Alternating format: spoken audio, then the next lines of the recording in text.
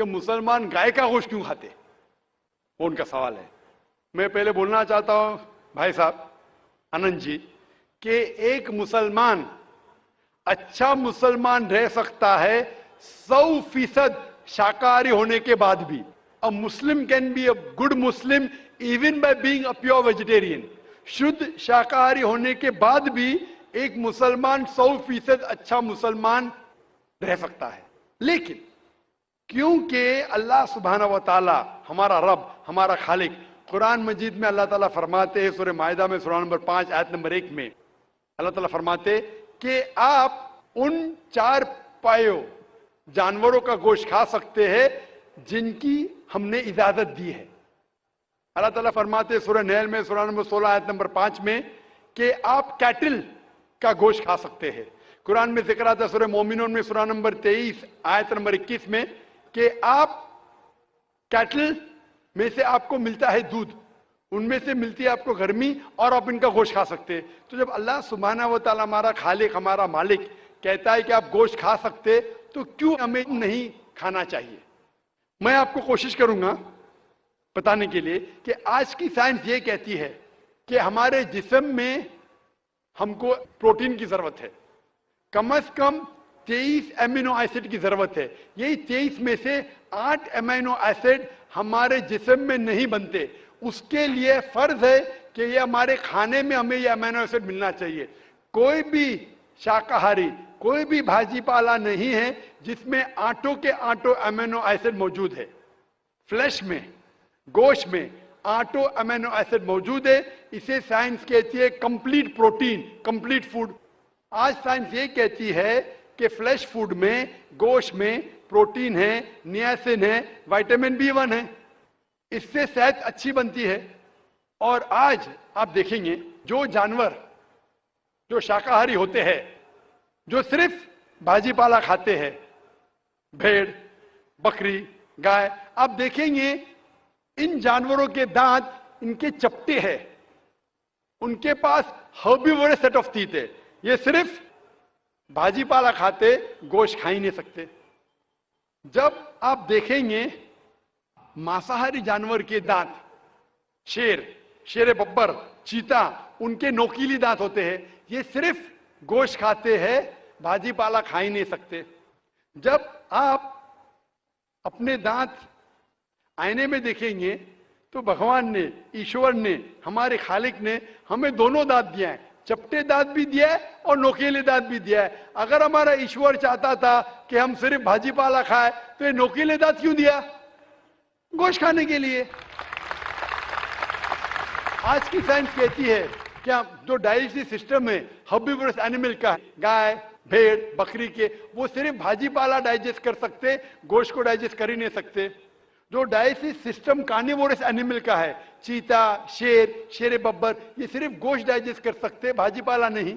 लेकिन हम इंसानों को अल्लाह ताला ने, हमारे ईश्वर ने स्मॉल इंटेस्टाइन भी दिया है, बिग इंटेस्टाइन भी दिया है। हम भाजी पाला भी डाइजेस्ट कर सकते, गोश्त भी डाइजेस्ट कर सकते। अगर हमारा ईश्वर चाहता था कि हम सिर्फ भाजी पाला खाए तो हमें ये डाइजेस्टिव सिस्टम क्यों दिया जो गोश्त को भी डाइजेस्ट कर सकता है?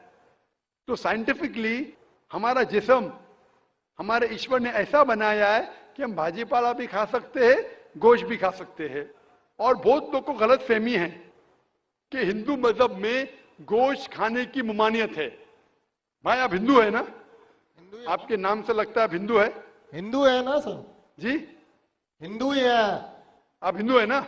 हाँ बिल्कुल सही, आपके नाम से लग रहा है आनंद आपका नाम है, आप हिंदू है। आपको गलतफहमी होंगी कि हिंदू मजहब में गोश्त खाना हराम है। आप जब हिंदू मजहबी किताब पढ़ते हैं, आपकी मजहबी किताब में लिखा है कि गोश्त भी खा सकते हैं, मांस भी खा सकते हैं और बीफ भी खा सकते हैं, गाय का गोश्त भी खा सकते हैं। आप जब पढ़ेंगे मनुस्मृति चैप्टर नंबर 5 अध्याय नंबर 5 श्लोका नंबर 30 में लिखा है कि अगर खाने वाले जानवर, अगर खाने वाले मखलूक उस चीज को खाती है जो खाने वाले जानवर है, तो आप कोई गुनाह नहीं कर रहे, क्योंकि ईश्वर ने कुछ मखलूक को बनाया है खाने के लिए और कुछ मखलूक को खा जाने के लिए। Some to eat and some to be eaten. तो अगर आप खाने वाले जानवर खाते हैं तो गुनाह नहीं कर रहे। लिखा है मनुस्मृति में अध्याय नंबर 5 श्लोका नंबर 31 में कि अगर आप पूजा के लिए जानवर को कत्ल करते हैं तो कोई गुनाह नहीं करते। लिखा है मनुस्मृति में अध्याय नंबर 5 श्लोका नंबर 39 और 40 में कि ईश्वर ने कुछ जानवर को बनाया है पूजा के लिए, सैक्रिफाइस के लिए। तो killing in sacrifice is not killing, तो कत्ल करना पूजा में कत्ल नहीं है। तो मनुस्मृति के मुताबिक आप गोश्त खा सकते हैं। फिर आप जब मुताला करेंगे महाभारत का, महाभारत में अनुशासन पर्व में अध्याय नंबर 88 में युधिष्ठिर, पांडव के 5 भाई थे, आपने युधिष्ठिर का नाम तो सुना होगा। युधिष्ठिर जो पांडव के 5 भाई थे, युधिष्ठिर पांडव में सबसे बड़ा भाई था। वो पूछता है भीष्म से कि हम यज्ञ में पूजा में क्या खाना दे ताकि हमारे परदादा खुश होंगे। तो भीष्म कहता है अगर हम यज्ञ में पूजा में चावल, बार्ली, सेब, भाजीपाला देंगे तो हमारे परदादा 1 महीने के लिए संतुष्ट रहेंगे। अगर हम मछली देंगे तो 2 महीने के लिए, अगर गोश्त देंगे 3 महीने के लिए, अगर खरगोश देंगे तो 4 महीने के लिए, अगर बकरी देंगे तो 5 महीने के लिए, अगर सुअर देंगे तो 6 महीने के लिए, अगर परिंदा देंगे तो 7 महीने के लिए, अगर हिरन देंगे तो 8 महीने के लिए, अगर बैल देंगे तो 11 महीने के लिए, अगर गाय देंगे तो पूरे 1 साल के लिए हमारे परदादा संतुष्ट रहेंगे। 1 साल। क्या दूध की बात कर रहे हैं सर? आप बफेलो देंगे, बफेलो तो 12 साल के लिए, अगर राइनोसरस देंगे या रेड मीट, लाल गोश्त, तो हमारे परदादा हमेशा के लिए संतुष्ट रहेंगे। पूरा मेन्यू है महाभारत में, हिंदू किताब में पूरा मेन्यू है। क्या चाहते हैं? भाजीपाला, मछली, गोश्त, खरगोश, हिरन, बीफ, बड़े का छोटे का सब है। आप अगर वेद पढ़ेंगे, वेद में भी लिखा है कि संत और साधु गोश्त खाते थे, गाय का गोश्त भी खाते थे। फिर आप क्यों कहते हैं कि गोश्त खाना हराम है? क्योंकि बहुत से हिंदू लोग बाकी मजाहिब से प्रसन्न हुए। मजहब से प्रसन्न होने के बाद कुछ मजहब मानते अहिंसा में, और वो समझते हैं कि जानवर को कत्ल करना गुनाह है। क्यों? क्योंकि जानवर में जान है, बाजीपाला में जान नहीं है, पेड़ पौधों में जान नहीं, इसलिए बाजीपाला खाना गलत नहीं है, लेकिन जानवर खाना गलत है। आज साइंस तरक्की कर चुका है और हम जानते हैं कि पेड़ पौधों में भी जान है, तो उनकी लॉजिक जरा बदल गई। हाँ जाकिर भाई, हम जानते हैं पेड़ पौधों में जान है, लेकिन पेड़ पौधे उनको दर्द का एहसास नहीं है, उन्हें दर्द नहीं होता। पेड़ पौधों को दर्द नहीं होता है और जानवर को दर्द होता है, इसीलिए जानवर खाना बड़ा गुनाह है, पेड़ पौधे खाना कम गुनाह है। आज साइंस फिर से तरक्की कर चुका है। तरक्की करने के बाद आज साइंस ये कहती है कि पेड़ पौधों को भी दर्द होता है, लेकिन उनकी दर्द की आवाज आपको सुनाई नहीं देती। हम इंसान सिर्फ 20 साइकिल्स और 20,000 साइकिल्स के दरमियान फ्रीक्वेंसी में सुन सकते, इसके नीचे इसके ऊपर नहीं सुन सकते। वो चीखते हैं लेकिन हमें उनकी आवाज सुनाई नहीं देती।